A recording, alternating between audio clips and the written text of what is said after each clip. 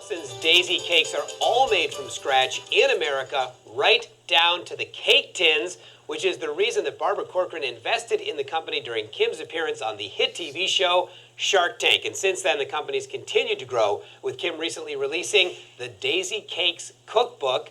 And she is here right now to share a slice of love with us today. Welcome, Kim. Hey, good to have you with us. I love this spread. Anytime I come to the kitchen and there's cakes everywhere, that's a good sign. It's all about this love, isn't it? Look at this. It's beautiful. Woo! You make all of your cakes from scratch. No preservatives, no artificial ingredients. That's absolutely correct, yes. That's amazing. Tell me a little bit about your Shark Tank experience. What made you decide to go on the show?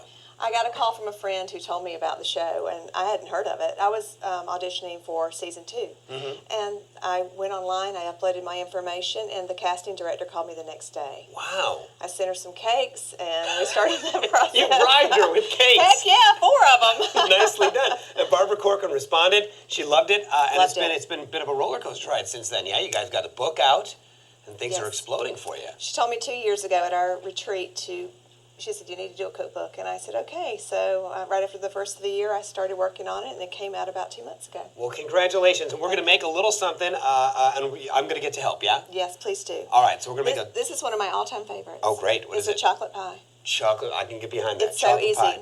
So in here, you've got your sugar, your cocoa, and your Okay. cornstarch. You're going to add canned milk. And then these are your 3 egg whites. 3 egg whites. That are nice. Egg yolks, Those sorry. got some yolks in yeah, them, right? those are the yolks. Then we got the egg whites we're going to save if you want to use the meringue. Okay. And what you're going to do first is you're going to poke holes all around in your pie crust.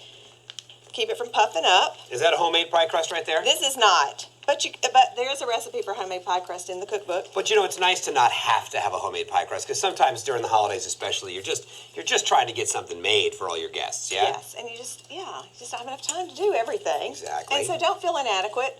Just, go to the store, buy some Grab pie a pie crust, crust. and make it work, and your friends will love you for it. And the nice thing, too, about this recipe is if you double it, it will actually make 3 pies. Ooh. So then you can have one to take as a hostess gift if you're going to somebody's house for dinner.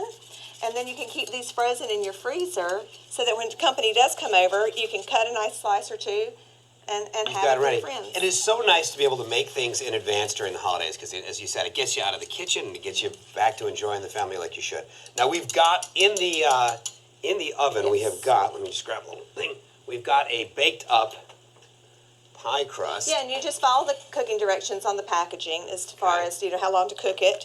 And my grandmother, she never wanted anybody to think it was from the store. So she would put her own little special touch, like you can make your own little design, or you can take a fork and put it around there. So however you want to do it. Totally looks homemade. I love that. I love that. So now when this gets this is going to get after probably 15 or 20 minutes. It's going to thicken up. It's going to get. And then how you know it is it goes bloop, bloop, bloop, bloop. Okay, bloop, bloop. That's Yes, the official bloop, technical bloop. sound, yes, right? that's the sound. And then you're going to put it in your pie shell, and you're going to chill it first. Okay. And then once it gets really nice and cold, go ahead and put it in your freezer. And you can stack them very nicely, too, in your freezer, so they don't take up too much And they room. stack right up and stay. What are our options for topping it once we get it in the freezer? Because I see you've got the meringue on it right now. Yes, so if you wanted, this is the whipped cream. So if you wanted to do the meringue, for each egg white, you can Yeah. put in a tablespoon of sugar, depending on how sweet you like it. So then you're going to put your meringue on and toast it up in the oven. And But- that would be if you wanted to eat it Right away. Right away. Because that doesn't keep. But if we wanted, we could just put it in the freezer, bring it out, and you just threw some whipped cream on that. Yeah, so you don't have to feel there again. You can make fresh whipped cream if you want to. If not, just bring out a can of it in case the crust breaks or whatever. Just cover it up. And Yeah. there That's you like have the it. spackle of the kitchen right there. You just sort of spackle Yes, over the exactly, imperfections. yes. I love it. All right, I'm going to taste this.